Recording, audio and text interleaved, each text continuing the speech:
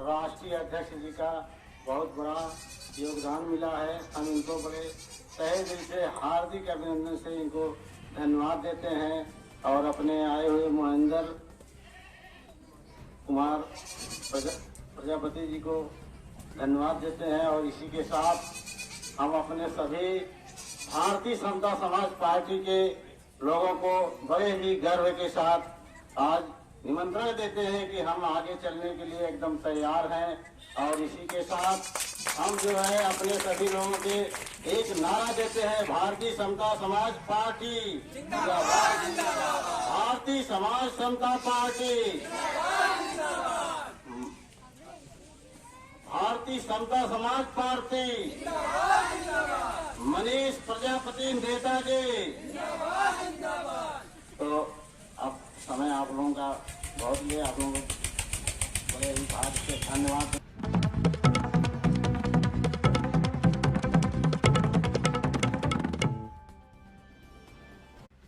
नमस्कार, youth corner news channel में आपका स्वागत है। भाजपा सह हिस्सेदारी मोर्चा में शामिल भारतीय समता समाज पार्टी ने सरायमीर मंडल में की जनसभा। सभा अध्यक्ष डॉक्टर उत्तम गौतम जी ने कहा कि भारतीय समता समाज पार्टी और भावी विधायक प्रत्याशी मनीष नेता को मजबूती मिल रही है। ये एक जमीनी नेता हैं जो जन जन की आवाज बन रहे हैं। जनता अब निजामाबाद में नारा लगा रही है, मतदाताओं का इनकलाब होगा, निजामाबाद में बदलाव होगा। दिनेश प्रजापति उर्फ डीएम ने सभी सहयोगियों व कार्यकर्ताओं का आभार व्यक्त किया।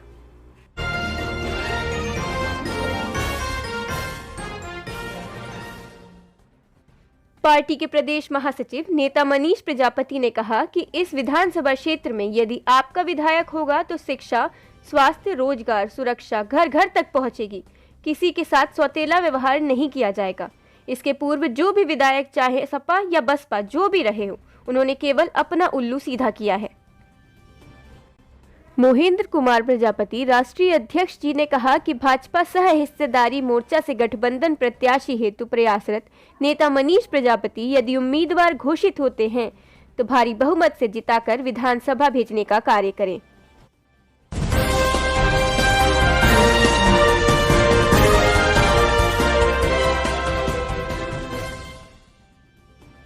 अंबिका प्रजापति प्रदेश अध्यक्ष ने भारतीय समता समाज पार्टी के व संविधान निर्माता डॉक्टर रत्नप्पा कुंभार जी के जीवनी पर प्रकाश डाला।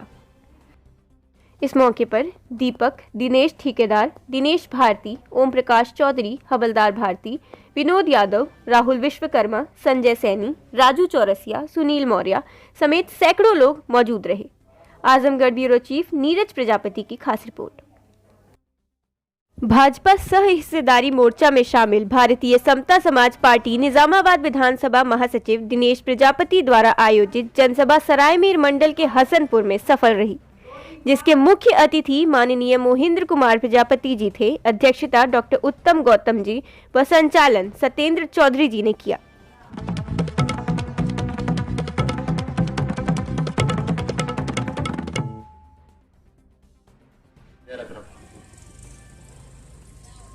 इस मंच पे उपस्थित माननीय सभा के अध्यक्ष जी और हमारे प्रदेश अध्यक्ष अंबिका प्रजापति जी और प्रदेश महासचिव हम मनीष प्रजापति और सभा में उपस्थित सभी भाई बंधुओं, माताओं, बहनों को मेरे तरफ से बहुत बहुत धन्यवाद।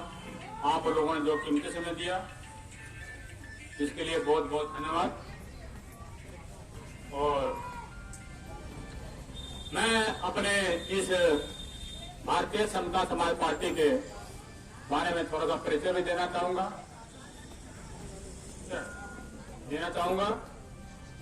भारतीय समता समाज पार्टी 2008 में इसका पंजीकरण हुआ है और 2008 से लगातार प्रत्येक चुनाव में अपनी भागीदारी चुनाव में निभा रही है। इसमें 2022 के चुनाव में हम लोग हिस्सेदारी मोर्चा के अंतर्गत भाजपा से गठबंधन करके चुनाव में उतरने जा रहे हैं। हमारे हिस्सेदारी मोर्चा के संयोजक माननीय रामधनी निषाद जी है और इसमें अन्य 9 दल और भी हैं जो कि अन्य समाज से आते हैं। क्योंकि जातीय जब भी कोई चुनाव होता है तो जातीय समीकरण का उसका बहुत महत्व होता है। उसी प्रकार हमारे इस हिस्सेदारी मोर्चा में 9 जातियां, अलग अलग जातियों के नेता इस गठबंधन में चुनाव लड़ रहे हैं। उसमें से हमारे समाज के भी हम हैं, निषाद समाज से हैं, बिंद समाज से हैं, कश्यप समाज के हैं, मौसिया समाज के हैं, राजभर समाज से हैं। और ये नहीं सिर्फ जातियों को नाम से ही इनको कहा जाता है, ये लोग अपने अपने क्षेत्रों में, अपने अपने जिलों में अच्छा प्रभाव भी डालते हैं। अभी 4 दिसंबर को कार्यक्रम हुआ है बलिया में, कम से कम 10,000-15,000 संख्या रही होगी, इससे कम संख्या नहीं रही होगी। सिर्फ राजभरों संख्या थी, वो भी अपने साधन से आए हैं, किसी के फोर व्हीलर से या किसी के साधन देने पे नहीं। और हमारे यहाँ भी जितने लोग भी उपस्थित हुए हैं, ये सब लोग अपना अपना कीमती समय देकर बिना किसी लोग के लोग इकट्ठा हुए हैं कि कोई धन दिया गया किसी को लिए, किसी कुछ नहीं दिया गया ना, सभी लोग अपना समय, कीमती समय दे रहे हैं। अन्य पार्टियों में लोग जनसभा में आते हैं, फिर इकट्ठी होती है, तो देखने के बाद में वीडियो वायरल होता है। कोई कह रहा कि मुझको 500 रुपए नहीं मिला, कोई कह रहा मुझको 400 रुपए नहीं मिला, कोई कहता बस में तो हमको लाए, लेकिन बस में हमको लिया छोड़ दिए। मतलब वहां भीड़ जो इकट्ठा होती है वो पैसे के बल पे इकट्ठा होती है, ना कि विचारधारा के आधार पर। हमारे साथ जितने भी गठबंधन में पार्टियां हैं, उसमें विचारधारा के साथ सभी लोग इकट्ठा हुए हैं। तो हम लोग चाहते हैं कि हमको जिस प्रकार समाज में हिस्सेदारी नहीं मिली है, आने वाले 2022 के चुनाव में हमारे समाज को भी इस विधानसभा में हिस्सेदारी मिले। 75 साल लोग कहते हैं, 74 साल लोग कहते हैं चुनाव भारत को स्वतंत्र हो गया, लेकिन मैं समझता हूं कि जो पौड़ियां जाती हैं, इसमें से ब्राह्मण से लेके चमार यानी जो दर्द किसे कहा जाता है, सभी पौड़ी समाज में आते हैं हम लोग। 2 पौड़ी जातियों ने तरक्की किया, ब्राह्मण ने और दलित समाज ने। बहुत ही अच्छी समझ आ गई लोगों में, दोनों राजनीति हमसे अच्छी करते हैं। लेकिन बीच की जातियां, 2 जातियों को छोड़ दिया जाए तो कोई भी पौड़ी जाति राजनीतिक नहीं करती। हम लोग सुबह जाते हैं और शाम तक खाने का इंतजार करते हैं, खाना मिलता है तो बासी जो बच्चों खाने लायक नहीं रहता। क्या आप चाहते हैं कि उसी प्रकार राजनीतिक में भी आप इंतजार करें कि बासी राजनीति हो जाए? जब सब लोग प्रधानमंत्री, मुख्यमंत्री, एमएलए बन जाए, तब आप लोग मुख्यमंत्री बनना चाहेंगे, तब आप लोग विधायक बनना चाहेंगे, तब गांव का प्रधान बनना चाहेंगे, तब क्या बचेगा आपके पास? क्या कहने के लिए बचेगा कि आप समाज के लिए कुछ कर रहे हैं? अभी इकट्ठा हुए हैं, कुछ लोगों को मन में हुआ, हम देखे जब आए थे कुर्सी भरी हुई थी, 3-4 कुर्सियां खाली हो गई हैं, कोई ना कोई काम रहा होगा, चले गए होंगे। राजनीतिक हमको अब करनी होगी, बिना राजनीतिक किए हम आगे नहीं बढ़ पाएंगे। आप कितने बड़े एमएलए, कितने बड़े पढ़ाई के लिए, एमए के लिए, बीए के लिए आप 80 पोस्टों पर लग जाइए। एक उदाहरण दूंगा मैं आपको कि नेता बनने का क्या फायदा होता है। बिहार प्रांत एक ऐसा प्रांत है जो भारत के इतिहास में नहीं, वर्ल्ड के इतिहास में ऐसा आपको उदाहरण दे गया कि पढ़े लिखे लोग एक अनपढ़ के नीचे भी काम कर सकता है और करेगा, मजबूरी है। सबसे बड़े महासचिव जो होते हैं वो भी एक अनपढ़ महिला के अंदर काम किए हैं। राबड़ी जी मुख्यमंत्री बनी, अनपढ़ मुख्यमंत्री थी, ठीक नहीं थी, लेकिन उनके अंदर काम करने वाले कौन लोग थे? सभी आईएएस और आईपीएस अधिकारी थे, पढ़े लिखे अधिकारी थे। तो बिना राजनीति किए आप लोग आगे नहीं बढ़ पाएंगे, इस विचार को रखिए। इन्होंने कहा, उदाहरण दिया है, इन्होंने क्या? विधानसभा क्षेत्र के हसनपुर बगिया उर्फ पूरा कोहराना गांव में बूथ कार्यकर्ता की बैठक कर रहे हैं और आप सभी लोगों से अपील करते हैं कि हिस्सेदारी मोर्चा में शामिल भारतीय समता समाज पार्टी के प्रत्याशी, यानी मैं खुद प्रत्याशी हूं और इस बार भारतीय समता समाज पार्टी के माध्यम से हम सभी लोगों को यह दिखाना है कि यहां पर जो भारतीय जनता पार्टी ने खुद काम नहीं कर पाई, वह कार्य भारतीय समता समाज पार्टी करे। भाजपा का जो खाता है वह भारतीय समता समाज पार्टी के द्वारा खुले। क्या आजमगढ़ जिले में आज तक कोई विधायक बना? आप सोचिए, आजमगढ़ जिले में प्रजापति समाज का कोई विधायक बना? नहीं बना। अमेठी जिले में बन सकता है, बादा में बन सकता है, तो आजमगढ़ में क्यों नहीं बन सकता? क्या आप लोग उनसे कमजोर हैं? आजमगढ़ को तो बहुत दबंग जिला माना जाता है, तो आप पिछड़े क्यों हैं? जब अमेठी में विधायक बन सकता है प्रजापति समाज से, बादा में बन सकता है, तो आजमगढ़ में भी बन सकता है। तो जहां पर हमारी स्थिति मजबूत है, वहां से हमको प्रजापति विधायक बनाना है, अपने समाज से विधायक बनाना है। तो कितने लोग तैयार हैं अपना विधायक बनाने के लिए? अपने समाज से विधायक बनाने के लिए कितने लोग तैयार हैं? हाथ जरा एक बार फिर उठाइए। बहुत बहुत धन्यवाद। साथ ही साथ आप लोगों को थोड़ा प्रकाश डालूंगा। आप लोग एक नाम सुने होंगे, दूरी बना लिए हैं। हमारे साथी लोग जो है अपनी अपनी जगह पे जब सेटल हो गए, तो थोड़ा से हम लोगों को, लेकिन वहां पे खुशी इस बात की है कि भीमराव अम्बेडकर जयंती आज भी लोग मना रहे हैं। वहां पे खुशी इस बात की है साथियों कि जिस मिशन को हम और हवलदार भारती ने छेड़ा, उसको आज भी लोग वहां पे मना रहे हैं। तो डॉक्टर रत्नप्पा जी कौन थे? ये हमारे जो है संविधान में एक सचिव थे। जितना योगदान डॉक्टर भीमराव अम्बेडकर अध्यक्ष जी का था, उससे कम 1 इंच भी डॉक्टर रत्नप्पा जी का योगदान नहीं था। तो इसलिए हम लोगों का एक संबोधन बना है, जिससे भी हम लोग मिलते हैं पार्टी के बैनर तले, उससे हम लोग कहते हैं कि साथियों जय रत्नप्पा। तो हम लोगों का ये संबोधन हुआ, जय रत्नप्पा। रत्नप्पा जी को जानना, उनको पढ़ना, साथियों हम लोगों के साथ बहुत ही बड़ा अन्याय हुआ। हमारे महापुरुष को इतिहास के पन्नों में दबा दिया। बहुत दुख होता है कि किसी भी जगह पे हम लोग जाएं, किसी भी कार्यक्रम स्थल पर जाएं, अनेक महापुरुषों की जयंतियां मनाई जा रही हैं। आखिर प्रजापति समाज के डॉक्टर रत्नप्पा भरमप्पा कुमार को इतिहास के पन्नों में क्यों दबा दिया गया? ये बहुत बड़ा विषय है। इसको हम लोगों को जानना होगा और इनके बारे में पढ़ना होगा। साथियों,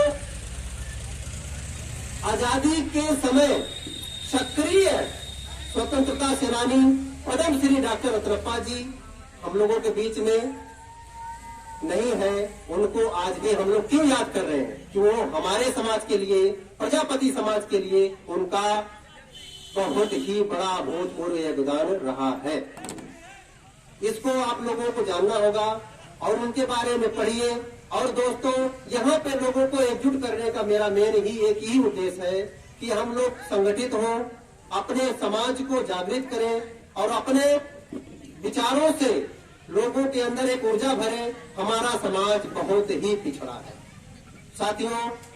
जो लोग पिछड़े को बात कहते हैं कि बार बार पिछड़ों के नेता है, 2005 भूल गए जब उन्होंने विधानसभा में पास किया कि पदोन्नति में आरक्षण नहीं रहेगा उत्तर प्रदेश में। कोई याद नहीं करता उस बात को कि हमारे समाज को, हमारे इस ओबीसी को आरक्षण से अगर किसी ने दूर किया तो मुलायम सिंह ने अपने विधानसभा में पास किया है। उसको देखो तो शुक्र मनाइए कि उसके बाद सुश्री मायावती जी आई, उन्होंने उस कानून को रद्द कर दिया। नहीं तो आपको आरक्षण ओबीसी के नाम पर नहीं मिलता। जो आज जो हल्ला कर रहे हैं, जो हमारा आरक्षण छीना जा रहा है, उन्होंने 2005 में आरक्षण आपसे छीन लिया था। कोई कहानी नहीं है, सत्य है। विधानसभा में पास हुआ कानून 2 बार, एक बार छीना गया, एक बार आपको दिया गया। छीनने वाले हमारे ओबीसी समाज के नेता माननीय मुलायम सिंह यादव हैं और उसको देने वाली सुश्री मायावती जी है। हमको किसी राजनीतिक पार्टी से मतलब नहीं है। जो हमारा अधिकार छीनेगा हम कहेंगे, जो अधिकार देगा उसकी बात हम करेंगे।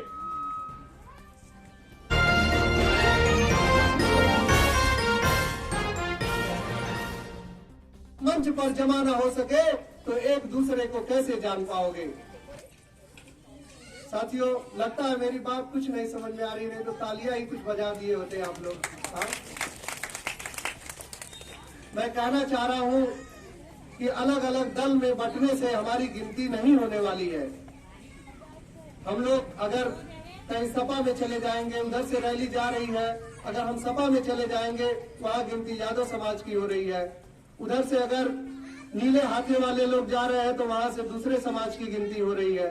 तो इसी तरह से हम लोग दूसरे की गिनती कब तक कराते रहेंगे। सोचिए जरा, आपको अपनी गिनती करानी है तो अपने घर वापसी करिए आप सभी लोग, और नहीं वापसी करेंगे तो और 74 साल हो जाएगा। फिर आपका बेटा आपसे सवाल करेगा कि पिताजी सब जाति आगे बढ़ गई, हमान काहे के ना बढ़ी। तब आपके पास कोई जवाब नहीं रहेगा, कहेगा हट बर्तन वाला वही काम करो, कुछ सोचो मत। तो बताइए कब तक ये सब चलता रहेगा। आज मैं आपको देने आया हूं, उसे ले जाकर अपने गांव समाज में बताइए लोगों से। यह जो प्रजापति समाज मिट्टी का काम करता है, अगर हम आपको हर बाजार में एक ऐसी बाजार उपलब्ध करा दे जहां पर आप लेके मिट्टी का बर्तन जाएं और आप अपने रेट से मिट्टी का बर्तन को बेचें तो कैसा रहेगा बताइए। बढ़िया देखिए, आप लोगों को लगता कुछ चाहिए नहीं, इसीलिए आवाज नहीं आ रही है। अंदर खाए आप दोनों लोगों के आने से वृंदावन हो गया। आदरणीय प्रदेश अध्यक्ष जी, आपकी वाणी से हमारे इस विधानसभा क्षेत्र के विभिन्न गांवों से आए हुए लोगों को तो बहुत ऊर्जा मिली, लेकिन साथ ही साथ आपको मैं आश्वस्त कर देना चाहता हूं, किसी भी अन्य व्यक्ति वैसे हमारे महापुरुष डॉक्टर रत्नप्पा कुम्हार जी के छवि पर माल्यार्पण कर कार्यक्रम की शुरुआत करें, जिनका सहयोग विधानसभा महासचिव दिनेश प्रजापति जी करेंगे।